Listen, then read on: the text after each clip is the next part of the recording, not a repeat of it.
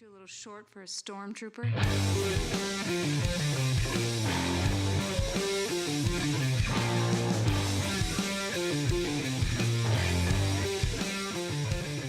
What's up, nerds? Welcome to another episode of the Multiverse Report. Tonight, we are recapping the week's nerdy news from Arrakis to the quantum realm and everywhere in between. My name is Mike Gibson. With me as always, Steve Haller. What's up, Steve?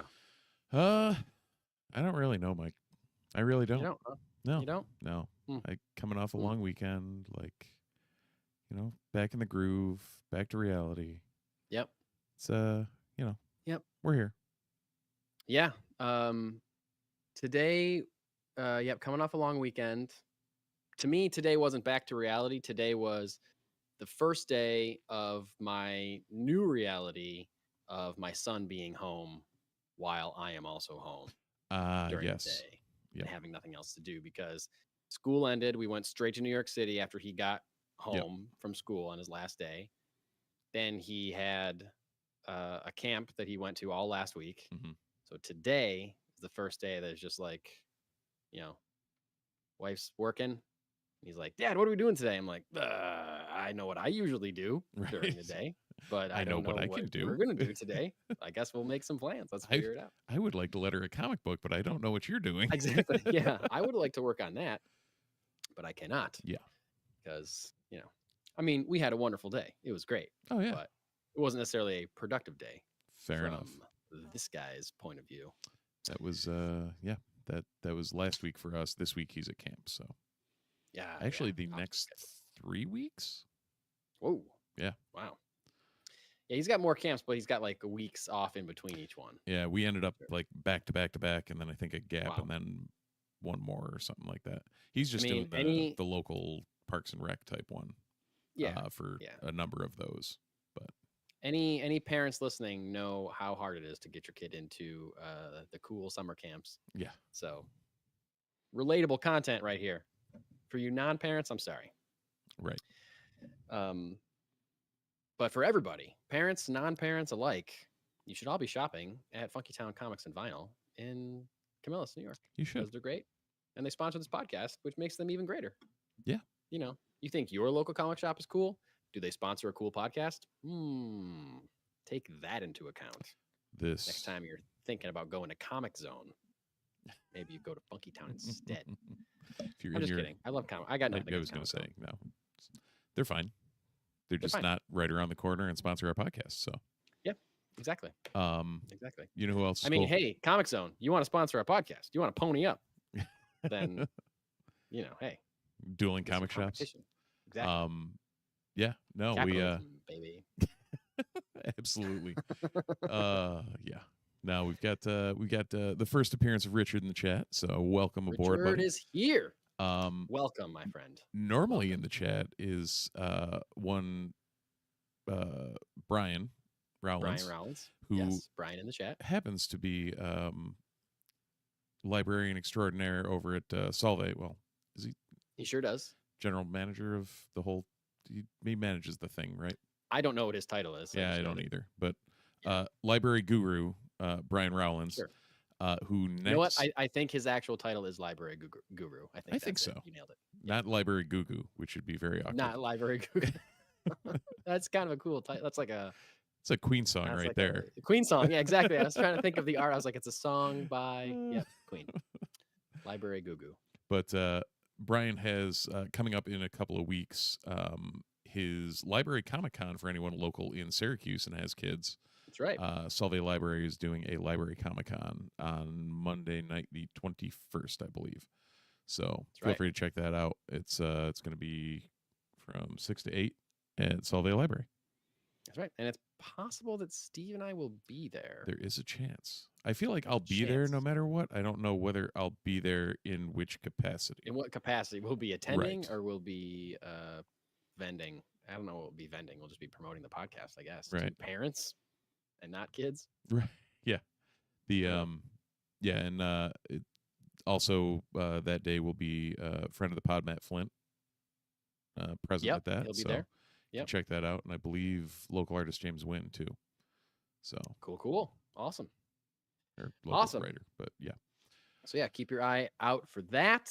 Yeah. And Ooh, don't break yourself. what else? It hurts. What happened to you? My shoulder's busted. Oh, The okay. usual. I'm over Yeah, 40, Mike. usual. Things break. They sure do. Things They broke sure do, my friend. before. They just break more now. Yeah. Yeah. What would be great is if we got re-energized, or we got powered up by our Earth's yellow sun. Mm. And then if we did get hurt, we could easily rejuvenate ourselves by just standing and soaking up our sun's rays, like a little guy named Superman, who's coming to town, baby. This week is Superman week. Welcome to Superman week. It is A- Superman week. A week we've been waiting for 2 years. Over 2 years. Over 2 years, right? Yeah, I think so. Yeah. When they announced it. Crazy. Used to be called Superman Legacy. Now it's called Superman, and it's coming to theaters this weekend. Steve and I are seeing it on the same day. We're both seeing it Thursday, different showings, but the same Right. day. Within a half an hour of each other. Yes. And I mean, I'm thinking this for the first time, but I guess it's possible that we could do a special review episode that night, depending on how we feel or how late we are, or we could save it till Sunday. It's not like it's that far away. No, but we'll play it by ear, but there's a chance we could pull that off. There's a chance. Yeah, there's a chance. We'll see. Keep your eyes open for that. Maybe if not, we'll talk about it on our regular Sunday and or Monday. And I would assume, I believe, we're here on the 7th. I believe tomorrow would be the day they lift the review embargo as well. I think so, because the premiere, I think, is today, or is happening right now. Right. I think. Yeah, because Amazon-ness can happen now, right? The Amazon? Is what? that the 7th for the Prime viewings? I think it was today or tomorrow were Yeah. the Prime viewings. I think tomorrow might have been the Prime viewings. Tonight, I think I saw there was a live Instagram thing from the premiere, from the red carpet of the premiere. So I'm pretty sure that's happening literally as we speak. People are seeing it for the first time. So I believe, yeah, tomorrow probably the embargo is lifted. So be able to read reviews and whatnot. And I'm going to try to stay away from it, to be honest with you. I'm very excited about it. Well, that was I don't know whether it was legitimate or not, but and Richard references in the chat that somebody broke embargo and had they posted a negative review of the film. Mm-hmm. And that was the only thing that was really out there. Okay. Since then, I've seen an update on various sources that 2 other outlets have broken embargo, including GQ, and that they were overwhelmingly positive reviews of the film. So hopefully that'll be sorry. I just looked at the chat, and Brian says, I think the Prime people get to see it tomorrow, but I don't know. I'm just a library goo-goo. So that officially broke me, Brian. Thank you. He is just a library. Not just. You are the library goo-goo, Brian. Don't sell yourself short.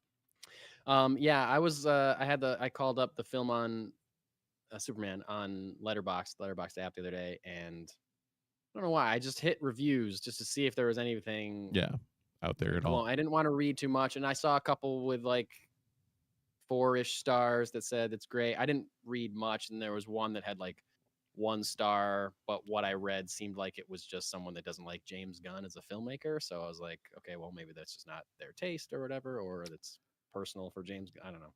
It seems really weird that like you would go out of your way just because you don't like James Gunn to like.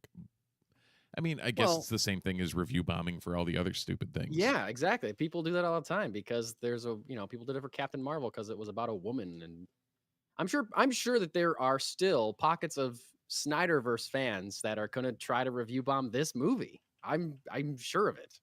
Now, I don't know if what I saw, I can't say that I didn't read it enough to know if that was the case, but there are certainly still some thankfully smaller and thankfully a lot quieter than they used to be pockets of the internet that are wishing that hoping this movie bombs so they can bring back Zack Snyder's, but that's gone forever, man. I was going to say don't know. that that ship's yeah. long sailed at this point. Yeah, like those people, I don't think they understand how lucky they are that they got Zack Snyder's Justice League at all. Like Yeah. that alone was a miracle that happened. And Yeah. it wasn't enough. If that's not going to bring it back, then nothing else is going to bring it back. This is true. It is true. And a couple things that James Gunn said about Superman this week. And this is a pretty light week for news. I'm pretty sure most outlets are like, Superman's coming, Fantastic Four is coming. We're not going to really announce anything huge. Like, trying to stay out of the way. Right. Of our own, they're not going to get in their own way. All topics will be pointing towards these two things for the next foreseeable future. So unless you have some sort of tie-in or something adjacent to it that's going to like catch some steam from it, right? You're probably not putting something out. Exactly. And so speaking of review bombs and predictions and things like that, as far as box office is concerned, I've read predictions of Superman's box office total they're all over the place. Yeah. I've read as low as 90 million for the opening weekend and as high as 175 million. Like it's doubling range. Like almost doubling. Range. Yeah. My guess is that we'll come in somewhere in between those two numbers. Right. Like I would put money on north of 100. I don't know if it's going to hit 175. That's cooking. Steep. Yeah. It's quite a bit. But it is Superman. It is the most hype. recognizable symbol in comic media. Yes. And one of the most recognizable symbols outside of comic media. I think the Superman S is one of the most recognized probably in the world.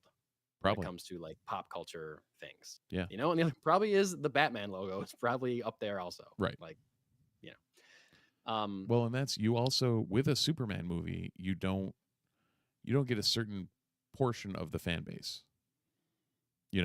For a Captain Marvel movie or for a even for a Hulk movie or whatever. Like Superman, you get everybody from grandpa down to, little Jimmy and like literally little Jimmy Olsen. Right. But because Superman is synonymous with America in general. As we're about to learn from one of these quotes from James Gunn. But because of that, he's been intertwined with just like the country for so long. You get people that have, and let's not forget, it's been around for just shy of 90 years. So that's another reason, the fact that he symbolizes our country and also has just been around for so long. Yeah. That's, of course, you get grandparents down through young kids that want to go see a Superman movie. That's a big deal. It's a big deal. But when it comes to box office, James Gunn was asked about if he's worried about the film performing or how he's worried about the film performing and doing at the box office. And he said, quote, "This is not the riskiest endeavor in the world. Is there something riding on it? Yeah, but it's not as big as people make it out to be. They hear these numbers. The movie's only going to be successful if it makes 700 million or something. And that's just complete and utter nonsense. It doesn't need to be as big of a situation as people are saying." I'm glad to hear him say that because I long for the day. I think I might have said this last week too, but I long for a day when DC can put out a movie and it doesn't feel like the entire future of their universe is riding on its success. Yeah. Because that's pretty much every entry in the DCEU was like that. Yeah. Like, oh, is this one going to be good? The last one was pretty good. So if this one's good, we got two good ones in a row.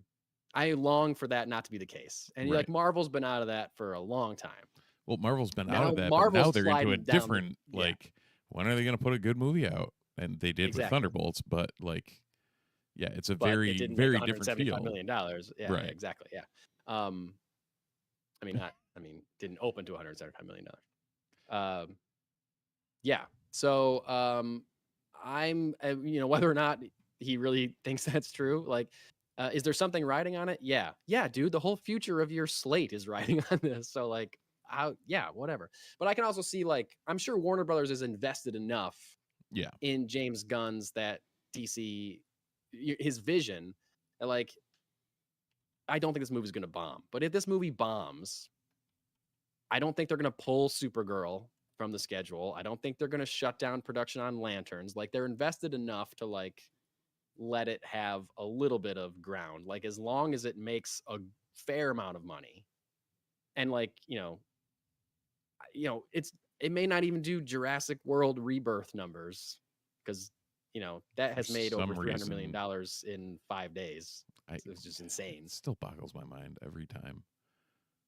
People love dinosaur movies. That's just what it is. They just love dinosaurs. They don't care if they're good. People just love seeing dinosaurs in movies, just which like is why they should make Transformers more movies. dinosaur movies. Like, Universal doesn't own the rights to dinosaurs. Anybody can make a dinosaur movie, man. Yeah. Why aren't more people making dinosaur movies? People love them. We talked about it. X-Men need to go to the Savage Land. Yes, they'll make $1 billion. You get dinosaurs and the Wolverine. X-Men. You give me Wolverine fighting a Tyrannosaurus Rex, you have $1 billion. Yes. Disney, you will have $1 billion. And yeah, you will get multiple viewings from me. But yeah. Here's what you do. You throw all of your multiverse bullshit in the garbage. Yep. You make Deadpool and Wolverine 2, the Savage Land, $1 billion. Easy. $1 billion. No plot. No. The two of them one-liners fighting dinosaurs for an hour and a half. That's all you need. That's all you need. All you need. Be great. Hour and a half, quick, dirty, simple. Yep. In and out. Yep. $1 billion. That's what you. Anyway, Disney, if you do that, you owe me money. So I'm glad to hear James Gunn say that it doesn't matter. It doesn't need to make $1 billion to necessarily be successful, because I think that's true. And as we mentioned a lot of times on this podcast, the culture in general has become overly obsessed with box office numbers and overly equates financial success to critical success and quality, which is very different. I was just thinking, with Jurassic World Rebirth, couldn't remember the title.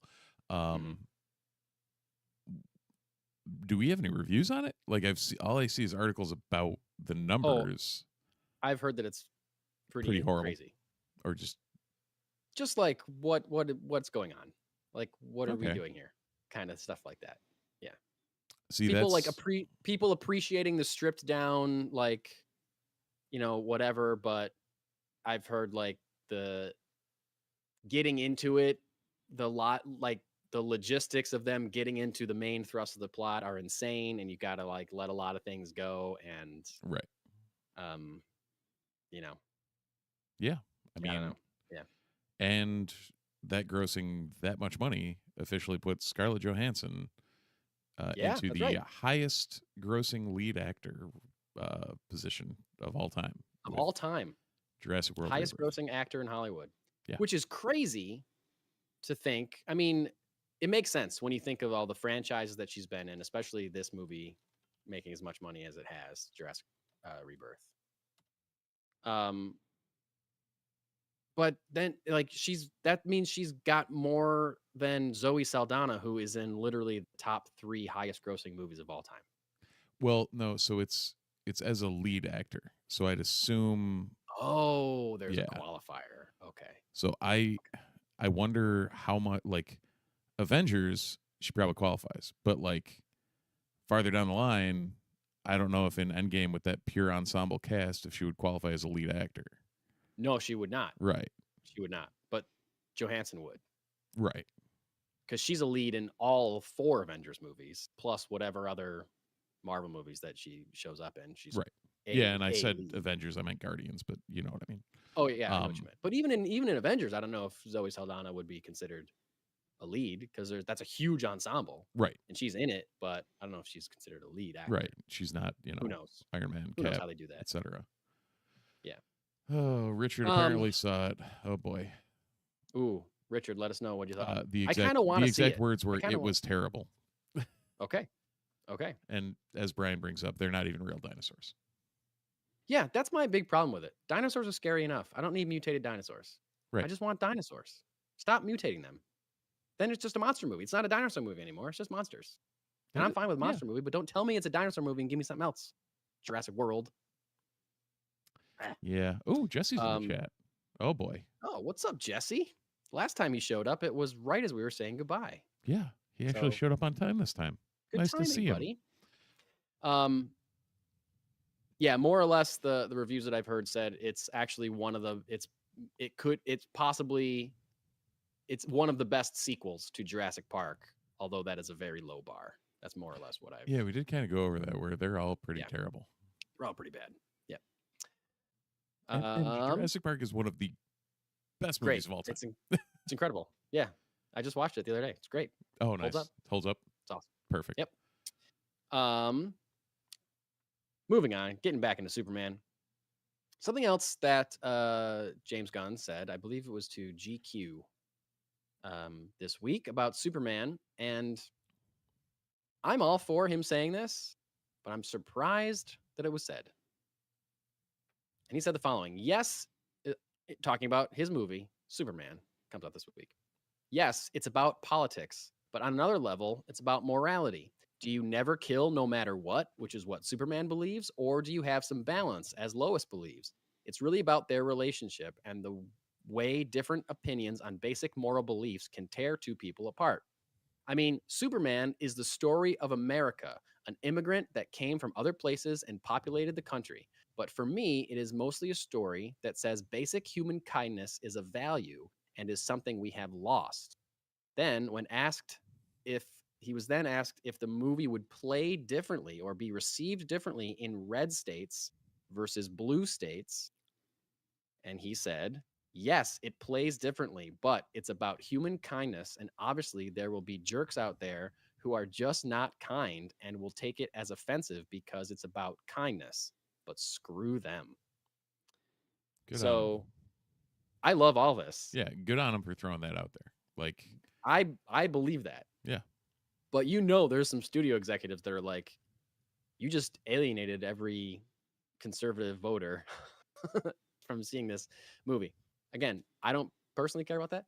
James Gunn clearly doesn't care about that because he's also right as far as what Superman is and stands for. Like this, I've already seen anger about this online. People retweeting this and being like, Hollywood has gone too far left or whatever. It's like he's just blatantly stating what the ethos of Superman is. Like, and you're upset about it. Like the former ethos was truth, justice, and the American way. Like, yeah, legitimately, what are you doing? Like, yeah, right. Like, truth and justice are the first two parts of it. Yeah. But even him saying yes, it's about politics. I feel like, studio people were like, "Why did you say it's about politics? People don't want to see politics now." Well, and the way he mentions it's about politics, but it's the way he describes it is in the global context of like it's not like designed to be a red versus blue movie. Agree. I believe that's true. Yes. The royal politics. True. And I think he's kind of saying that because when he's saying it's about kindness and it's about basic human kindness, how that is a value and it's something we have lost. And he says, like, some people are going to see that and take that as a political stance. Because it's pretty easy from my perspective in 2025, it's pretty easy for kindness to be debatable when it comes to politics, the political age that we are living in. Because it seems like a lot of people are trying to tear kindness out of the realm of possibility for all Americans. When not being a dick is a controversial statement. Like, yeah, exactly. Yeah. So anyway, I love the statement. Again, a little surprised that he said it, but I'm glad he did. I'm glad that he did because it made me feel better about the movie. Yeah, I guess because there were rumors that things were being cut or it was being tailored a little bit, and like I'm glad that it wasn't.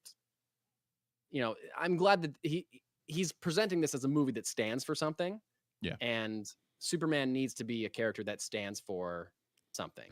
To me, I believe these are the things that Superman should stand for. Yeah. So the other thing it shows me is that Gunn wasn't at the mercy of whatever the studio let him do. Right. It seems like he was able to make the movie he wanted to from the way he's talking about this. And that's what he's claimed. He's claimed that, he only answers to David Zaslav. He's in charge of DC Studios. He doesn't have someone telling him to cut or whatever other than Zaslav. And Yeah. hopefully, Zaslav is an idiot and a piece of human garbage, but he hired James Gunn, so hopefully he trusts him enough. Blind squirrel, not. Yeah, exactly. Yeah. Yep. That's all on DC. Moving into some Marvel stuff. It's a pretty light week for news. Did I say this on the pod Multiple already, times. or did we just say it before we started? I don't remember. I It think was pretty light. probably. Week. You probably mentioned it. Not a ton going on. Oh no, I did, because we're saying how they're just staying out of their own way to promote Superman and Fantastic Four. Right. My son again saw a trailer for Fantastic Four and says, "I really want to see that movie. It looks really good." I was like, "Okay, we can probably see it. Like, I'll read some reviews and make sure it's not going to be like so multiversal, whatever, confusing that he's not going to know what's going on." Right. I want him to be able to follow it, but. And I can assume, similar to Superman, I can assume Fantastic Four, they're not going to go outside the realm of alienating a family. Like that's the whole kind of impetus around the four. Like, yeah. I mean, at my son's 8, he could handle most MCU movies. Oh, yeah. I think with like a chunk here or there. The end of Endgame would be a little tough for him, I think. Yeah. But so yeah, I'm not really nervous about like content wise when it comes to Fantastic Four, but just whether or not confusion, he will know what's going on. Yeah. Yeah. Anyway, someone who will not be in Fantastic Four. It's true. And possibly never in an MCU movie ever again. Michael Douglas. Michael Douglas said that he's pretty much done with acting this week. He gave an interview saying, quote, "I have not worked since 2022 purposefully because I realized I had to stop. I had been working pretty hard for almost 60 years, and I did not want to be one of those people who dropped dead on the set. I have no real intentions of going back. I say I'm not retired because if something special came up, I'd go back, but otherwise, no." Now, this comes on the heels of about a year ago, Evangeline Lilly saying that she was stepping away from acting. Now, this is 2 core members of the Ant family, Hank Pym and Hope Van Dyne. Yep. Saying that they're no longer going to be acting. What's going to happen to the Ant people? Are we ever going to get an Ant-Man 4? And if so, do we care about losing, possibly never seeing these 2 characters in the MCU again? I mean, do I care about not seeing the characters? Yes. Do I wonder, like, Lily, would they recast? They've already recast plenty of people. Yeah. And or she's already retired before, hasn't she? I was going to say, already step away from acting at one point? Came out of retirement to do Ant-Man. Right. I think she said after Lost, she was like, "I'm going to do something else." Well, she did. Yeah. Yeah. And then they were like, "Well, we'll give you this amount of money to be the love interest in Ant-Man." Because she was still doing Lost when she did Hobbit, right?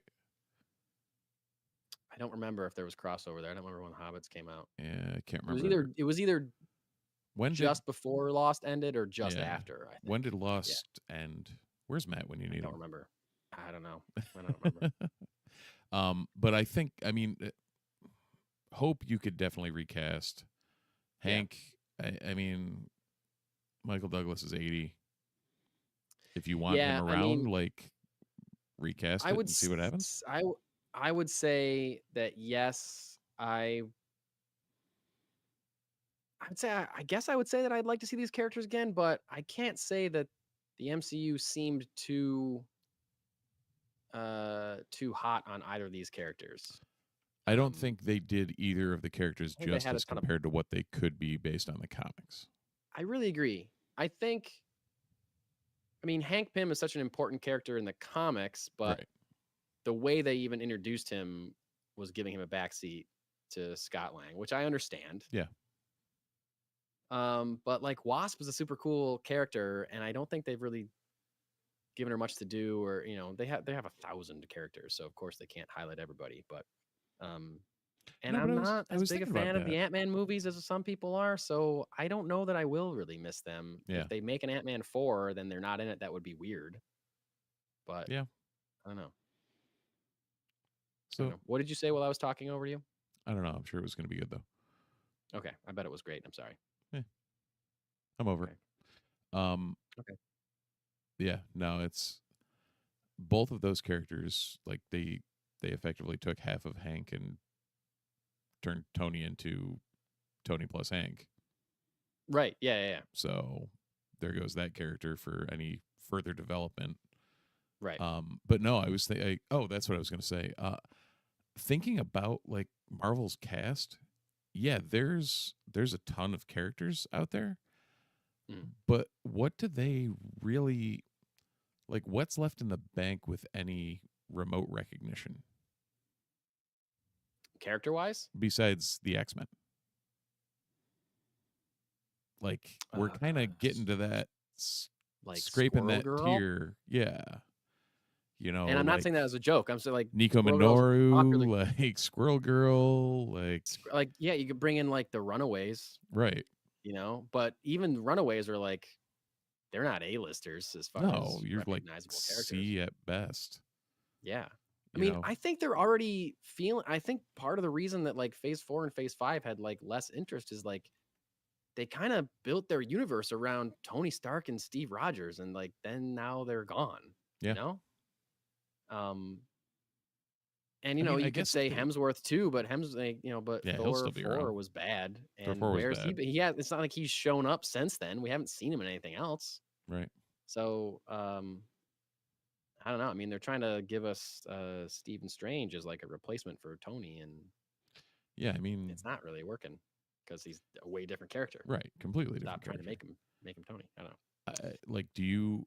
I guess the most of their most of their recognizable characters that are left are probably the cosmic stuff. Like, do you lean Yeah, into a but, like- Nova like Richard Rider and Yeah, I mean Nova, I guess, something in that vein, or but even then, it's like, I mean, there's nothing. There's no like one character there's no non-X-Men character right? that they have left in the chamber. I mean, you know what?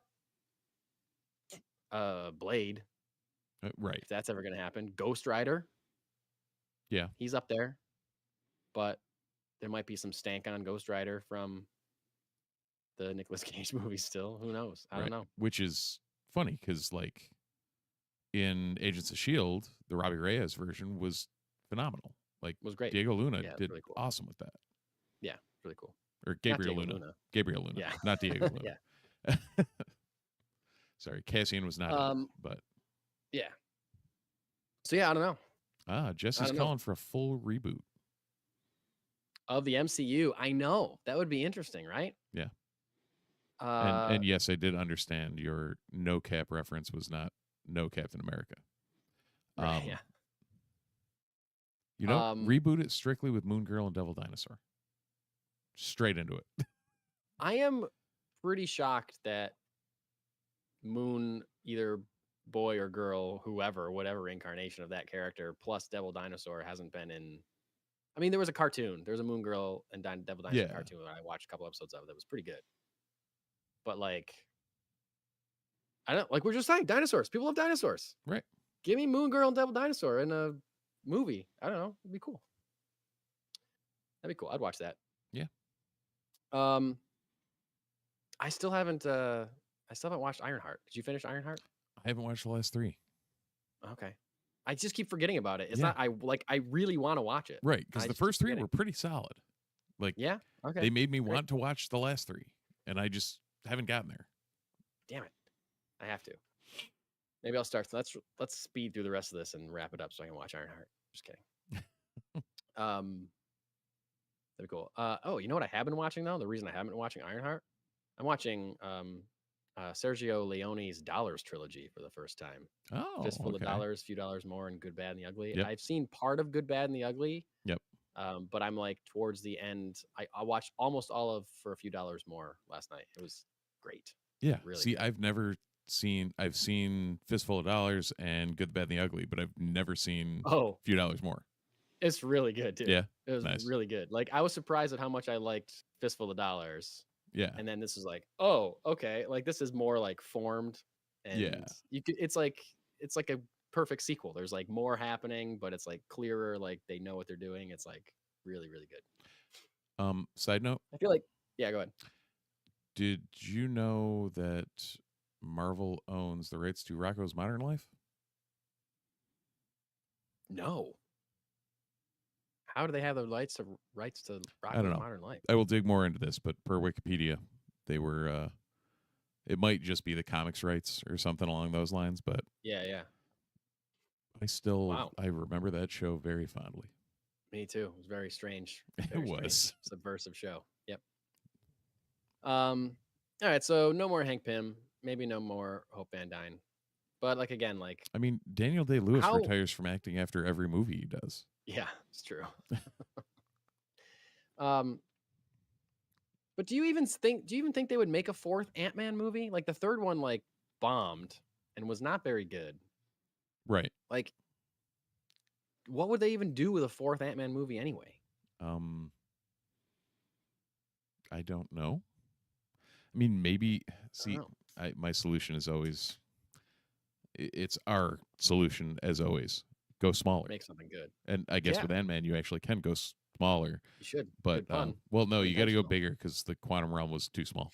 Well, don't go too small. But yeah, like make it a But yeah. street level-ish type show. That's what I'm saying. Doesn't That's have to what be I want. crazy. Yeah. Just have Yep. Scott doing weird Ant-Man things against Yeah. like That's part of the reason I didn't like Quantum Mania, really. Right. It's just like everyone, Well- okay, just everything's small. Great. I'm not interested. It's funny when he's small and everything else is big. That's great. That's what I like about Ant-Man. well, and it's weird too Everything's because small. if it was Who cares? They're the same size. and yes, Pym was there and whatnot, but like if it was the Hank Pym Ant-Man and not like quippy, free flowing Scott Lang, like the way Right. Rudd portrays him, Yeah, it's yeah. just like I don't know. It just the tone just wasn't there and it just didn't feel right. Yeah. And this is after I came out of it enjoying it much more than you did. And then Yeah. watching it again, like, wow, that's not a good movie. Yeah. One thing I don't like about, I know people love the Ant-Man movies, and I like the first one quite a bit. Yeah. But then was pretty good. I feel like there are things in the second one that break rules that are set up in the first one.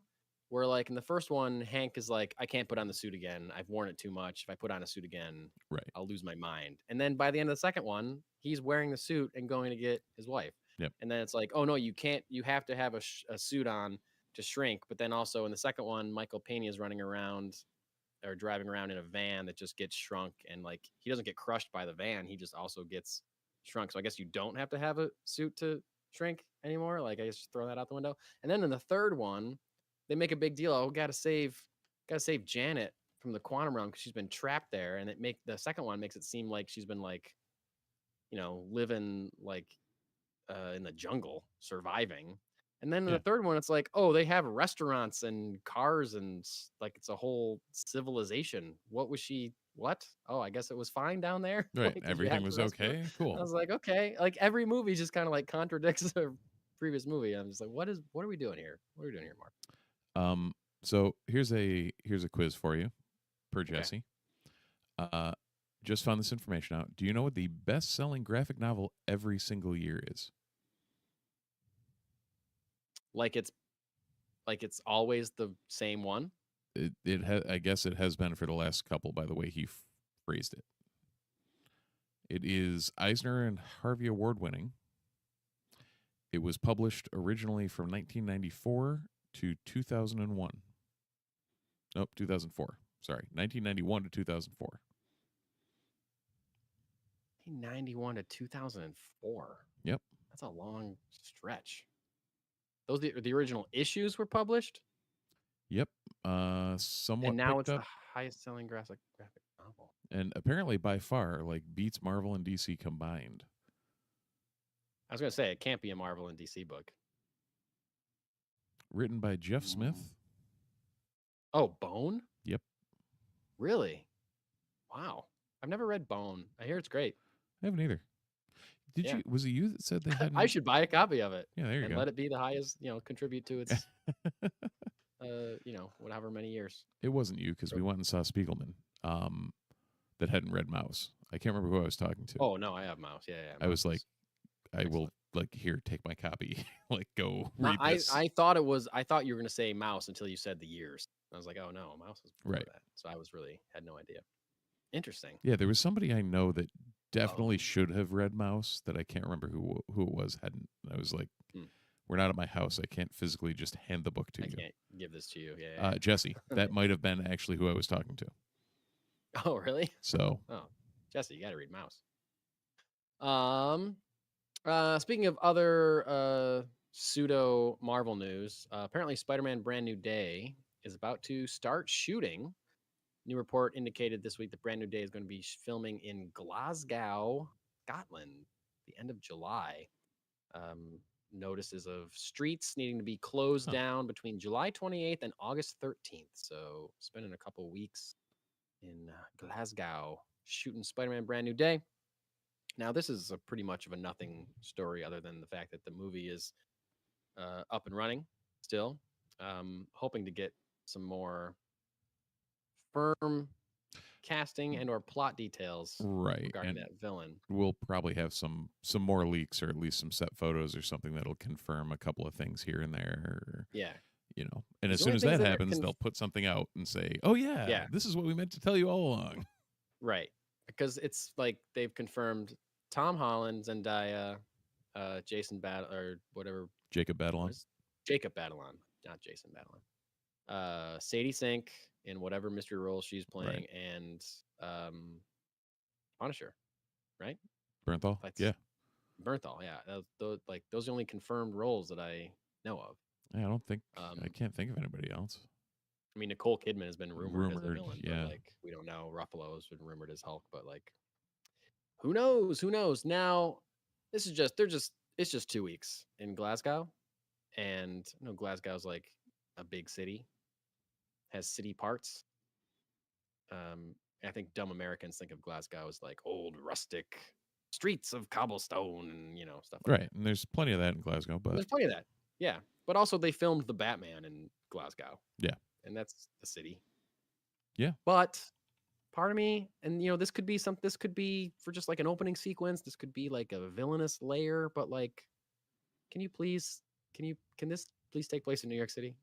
Please, can we have a Spider-Man movie where he swings through New York City? That'd be great. Wouldn't that be great? Wonderful. Wouldn't that be great? Yeah. The guy who's supposed to be based out of New York City. Yeah, I don't have him be going on a vacation to Glasgow, Scotland. That's what I don't want. You know what I mean?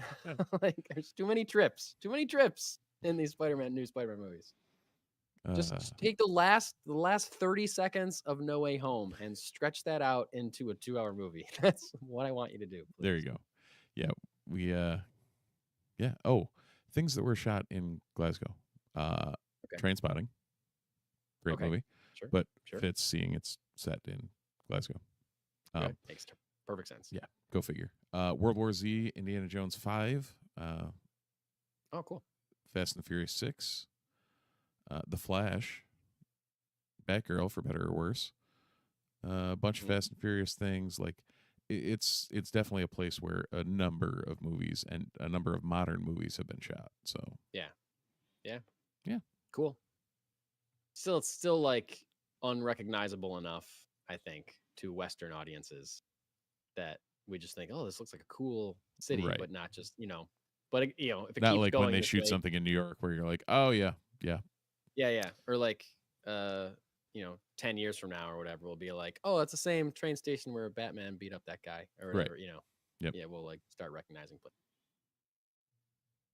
Cool. Speaking of filming, what else has begun filming? Dune Messiah has officially begun filming in Budapest this week. One report says at least production has begun. This is a movie that's scheduled to release in December of 2026. So we got less than 2 years. Villeneuve, make it happen. And you know what? He's gonna. Full faith in Mr. Villeneuve on Dune Messiah. Apparently being shot completely on IMAX cameras. completely. Mm-hmm. Wow, that's exciting. So That's exciting. I watched. I had a pretty good 4th of July, and I watched 3 movies. was one of them Jaws? I woke up. My son was going to a camp on Yep. that, and they were open that day, so he went. Got my son to camp, came home, watched Jaws, As one made does. lunch. Yep, made lunch, watched Jurassic Park. Okay. Then we went to a baseball game. It was a short game, scoreless, like just no scoring. Yeah. Like fireworks after. Came home and I watched Sinners, which is now streaming on HBO Max. Yeah. It's the second time I've seen it. It's incredible. Okay, It's I hadn't seen it the first time yet, so Steve. I didn't realize you had seen it prior. So Oh my god. Well, we don't really talk about horror too much, but oh my god, yes. Right. It's a must see. nice. It's a must see. Using What's that? the costumes from Blade. Yes, yeah. That's right. Yeah, that came out this week too. Where Ruth it's on this Carter, week. Yep. heralded award-winning costume designer Ruth Carter, who has worked with Marvel before, won her Oscar for Black Panther.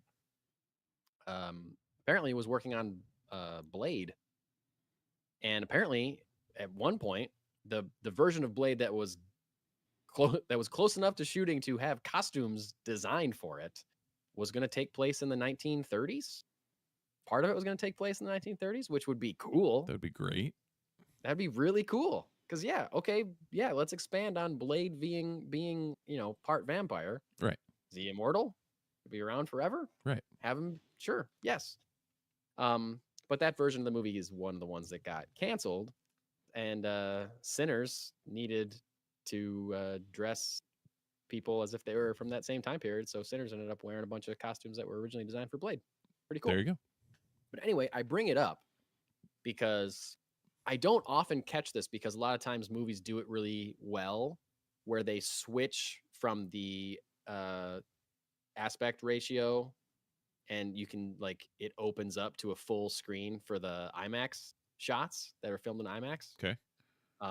Like the 285 aspect ratio, Yeah. like the line, they just go whoop, and sometimes it's in a cut, so you don't notice it at all.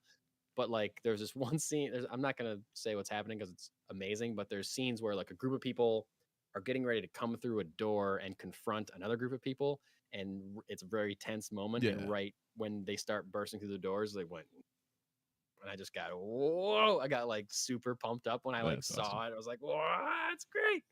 It was so good. If you haven't seen Sinners, I highly, highly, highly recommend it. It's great. Also recommended by Jesse in the chat. Oh yeah. Brian's apparently going to try and show it at the library on Wednesday and hire a doorman. Hire a doorman to keep the kids out. Smart. Definitely do that. Make Jesse Yep. do it. He can be your doorman. Yeah, he'd be great at that. Ryan Coogler written and directed you know what? film about. We can have him do that since you were his doorman on Free Comic Book Day. Oh, that's right. Yeah. There you go. Pay it forward. Yeah. Or I just get to. He has to be a doorman for some event I hold in the near future. There you go. Yeah, to be decided. Just hold on to that one. Yeah. Just retroactively making that the deal, Jesse. That's great. Steve, do you have a comic book to review this week? I do not. I can't remember. Jesse, do I have a comic book to review this week? Hold on. I'm going to go look at my pile because I actually read a bunch of books this week. So I'll be right back. Nice. I was in there, but Jesse was not there. See, now Steve's new camera thing, he says, "I'll be right back." And then he wheels himself across the floor and the camera just follows him. So he's saying he'll be right back as if he's leaving the screen, but he's not really. I mean, we barely see him now, but we know where he is. And there he is. Oh, he can still hear me talking, which is funny. He just can't respond because he's away from his microphone. But we know where he is. Big thumbs up from Steve. Vamping. Oh, speaking of vamping, yeah, you should see Sinners. It's about Southern black vampires. It's not really about vampires. Vampires are in it. It's kind of about the history of black music and blues music, and it also turns into a vampire movie. It's incredible. It's almost a musical. Almost. Not really. But I love how much music is in it. And That's kinda stay great. through the credits. Watch the credit scene. It is crucial, I think, to the plot of the film. Crazy that it's an after credit scene. I get why it is. But anyway, that's enough about Sinners. Steve, do you have a comic book to review this week? I don't think I got anything from them, but Okay. last week did I talk about Martian Manhunter? Yes, you did. Okay. Number 4, which I So got this week, but I still haven't read it. Bug Wars. Oh, okay. Bug Wars number 1 I read. I'm still waiting on 2. I have 3 through 5. I can blame Okay. Mike at Funky Town for this because he basically said, you have to read this. You And I need was to like, read yeah, these. okay. Yeah. We'll see. Yeah, whatever. Like Mike's usually pretty good on Rex, so I took it Sure. at face value and picked up number 1 and read it and said is absolutely killer. And it's hard to talk at all about what the book is without giving anything away. Sure. Yeah. Kind of love a book like that, though. Yeah. Like, I know it's hard to recommend it. It's hard to get somebody, but like that alone is kind of like, for me, kind of Yeah. like, ooh, that means it's kind of like deep and it's But about something. That's kind of how I Yeah, felt yeah, with you know what I Absolute Martian Manhunter. Like when I started yeah. reading, I'm like, how do I describe what this is doing to Yeah. him and the character and whatever? Yeah. For Bug Wars, the setup is a family moves back into a house that was previously that they used to live in, that they still Okay. owned. So they moved out because their father was killed there, and Okay. the movie jumps off from, or the book jumps off from there. And it gets weird, but in a good way of like, Okay. I don't know. I really don't know how to describe it. Like it's Ant-Man-y, but not, but Okay. fantasy, but not, but Okay. I don't know. It was good. Okay. I believe you. Brian I can believe you. review Captain America number 1 since he said was very good. Okay. Well, you heard it here first. Captain America number 1 So and Bug Wars be our 2. Yeah. I'm reading. I'm in the middle. I'm getting towards the end of finally reading all of, for the first time, Crisis on Infinite Earths, oh, okay. the DC the first ever giant big crossover thing. It's a crazy story. It's very dense and wild, and breaks like all the rules of comic book writing that I have been working by, as far as a number of panels per page and where a word balloon should go Right. and how they should look. And it's just like, but it's like working. You know what I mean? Like, I think when I was like getting into comic book writing and reading all this stuff and taking, like, Gail Simone, I think, posted all these like, here's what works for me. Yeah. And she said it's usually about this many panels per page, usually about this many words per panel, no more than that. It gets a little, she's like, but keep in mind when you're reading these guidelines that I'm writing, like, if it works, then do it. Like, if it breaks these rules and it works, then fine. That's always fine. And that's this, like, almost every page of Christ on Infinite Earth is like breaking some quote unquote rule that I would be like, wow. I was like, whoa, the tail of that balloon goes really far. Like, that's like, Mm-hmm. I don't know. There's a lot going on here. And I just restarted, in honor of the film coming out. I restarted my Fantastic Four omnibus that I have, like the first 30 issues. Nice. Of the Lee and Kirby Fantastic Four. I just started it again. I got it a few years ago, and I started reading it, and then I put it down. Never finished it. Starting it again. And I got to say, man, I know it's like reprinted, but colors are incredible. It's just like bright, solid. There's not a lot of texture. Yeah. Or like grading to like the backgrounds or anything like that, but it's just like the bluest blue you've ever seen with the brightest orange and yellow Human Torch flying over like the bluest sky. It's just like, yep, damn, that just looks great. And there's like nothing to it, but it's just colors are popping, flames are great. I feel like I haven't seen too much of Johnny Storm in the trailers for Fantastic Four, but I kind of would love, and I don't think they do because they always want to see the actor's face, whether it's Chris Evans or whoever. Right. But in like the first issue of Fantastic Four, he's literally just like flames. It's not even like he became with like a red lined human with like flames around him. It's just a human shaped flame, Right. like multiple flames. And I'm like, they should just do that in a movie. I just want to see like flames walking and talking. Like just a completely different take on it. Don't give me a glowing man. Like I don't know on a guy that's glowing orange. I want just sentient flame looking person. But we'll see. We'll see how Joseph Quinn handles it in a couple weeks. This week, at your local comic book store, you may be finding Absolute Superman number 9, Action Comics number 1088, Aquaman number 7, Archie meets Jay and Silent Bob. What? I don't know. I wonder if they'll get high together. Batman and Robin number 23, Batman Gotham by Gaslight, A League for Justice number 1, Beneath the Trees Where Nobody Sees, Rite of Spring number 1, Conan the Barbarian 22, Fantastic Four number 1, reboot just in time for the movie. FML number 5, Gotham City Sirens Unfit for Orbit number 2, Green Lantern Corps number 6, Hello Darkness number 12, It's Jeff, Infinity Pause number 1, Laura Kinney Wolverine number 8, Magic number 7, Marvel Swimsuit Special Friends, Foes, and Rivals number 1, Miles Morales Spider-Man number 35, Planet Death number 1, Predator Black, White, and Blood number 1, Red Hulk number 6, Star Wars Legacy of Vader number 6, Supergirl number 3, Superior Avengers number 4, Superman Treasury 2025, A Hero for All number 1. That's a one-shot. Definitely promoting the movie for sure. Teenage Mutant Ninja Turtles Mutant Nation number 8, Transformers number 22, Trinity, Daughter of Wonder Woman number 2, Ultimate Spider-Man Incursion number 2, Uncanny X-Men 17, Unchosen number 1, and Wolverine Kitty Pryde number 4. Bubba bam. Lots of cool stuff coming out this week. I'm interested in looking at Archie meets Jay and Silent Bob. Yeah. For sure. I don't know if I'll buy it, but I want to see it. I'd like to see what it looks like. I'm also interested in Planet Death. I don't know what that is, but my band, The Amazing Shakes, has a song called Starlight Beach Party and Planet Death, which makes me want to see what Planet Death is all about. So that... And if it's got a Starlight Beach Party in it, I'm suing. Yeah.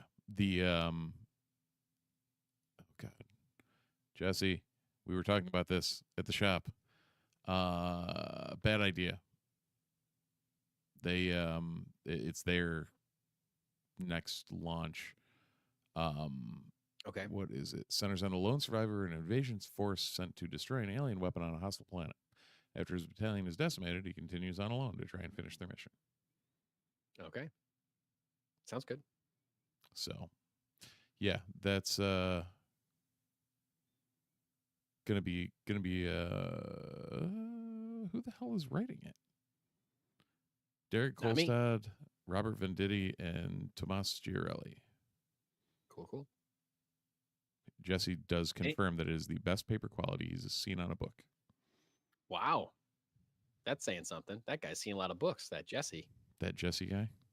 He knows his paper quality. Let me tell you. Steve, you pulling anything this week? You doing Ultimate Spider-Man Incursion? I got the first one. Okay. Which I guess means they'll probably put the second one in my thing. Probably.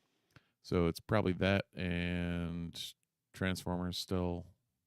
Yeah. Predator Black, White, and Blood, like he seems like a character that's like dead nuts Good set character. in the Black, White, and Blood vein. Yep. And I'm probably going to pick up Planet Death just because Jesse talked it up last week. So I mean, I got to check out this paper quality. Right. For sure. He actually talked up the book part of it before. Now he's just talking too. about the paper quality. That's good too. So nice to know. Always nice to know. I thought I was going to say something else, and I can't remember what it is. Did it have something to do with the fact that we can't review Ironheart? No. Okay. But we can't. It might have had something to do with comic books, but I don't remember. Just don't remember. But hey, while we're thinking of comic books, I will give a shout out to an event coming up next month. Tickets are available right now for the Crown of Bones release party. It's a comic book release party and live burlesque show for a comic book that I wrote called Crown of Bones. Riley McFarlane on art, producer and story by Eerie Rodica. It's a burlesque comic book and will be celebrated in its release with a live burlesque show featuring burlesque performers who the characters in the book were based on. A whole multimedia thing. Aforementioned superhero band, The Amazing Shakes, are going to be playing at that very show, releasing new music at that very show. So I don't know, a lot of cool stuff. Check it out at the Palace Theater, August 23rd. Crown of Bones release party. You get a copy of the comic with your admission. Yeah. How cool is that? And if you want to check that out, while Mike's busy doing all his busy things, I'll be hawking his wares. So he sure will. Steve will be there selling comics, other comics that I've written, and stuff. So check it out. We'll be there. You can hang out with us, talk to us, and have fun. I guess that's all I have to say. The last thing I need to say, and it's something that I said early in the podcast too, the last thing I'm going to say is that I'm really excited to see Superman. Like, really excited about it. Yes. And I hope it's good. I don't think it's going to be bad, but I also don't think it's going to necessarily be the greatest superhero movie of all time. If it is, I will surely welcome that. But I'm trying to like temper my expectations. I'm like, I'm sure it's going to be solid, at least. James Gunn, it's a great writer, great director. And Superman's a great character. Trailers look good. It's going to be good, at least. I would love it to be great. I'd be out of my mind if it was outstanding. I'm sure it's going to be at least good. Yeah, I'll settle for, above mediocre. I'll settle for anything that feels like Superman and will allow James Gunn and his plans for the DCU to continue into the future. That's all I'm looking for. There you go. I don't need a $1 million movie. If you would like to talk to us or get a hold of us to complain or agree with anything that we've said, including Mike's take on Superman, feel free to drop us a line on the socials at the Multiverse Report, the Multiverse Report at gmail.com if you really want to write a long-form diatribe about this. Please do. Check out our friends at Funkytown Comics and Vinyl. And definitely. Beyond that, like, subscribe. I mean, you're already listening to us. You might as well listen more. Might as well. Click a button. Yeah. And that's all you got to do. It's easy. That's all I got. All right. Well, maybe by next week, possible Superman review Thursday night. Yep. We're playing that by ear. Don't get your hopes up too high. But we'll definitely talk about it next week's show, and maybe I'll my ass and watch a couple episodes of Ironheart so we can talk about that. All right. We'll figure it out. All right. That's a date. And until then, as the two suns set over the burnt corpses of Owen and Baru Lars, we say thanks for watching. Thanks for listening, and we'll see you in the verse.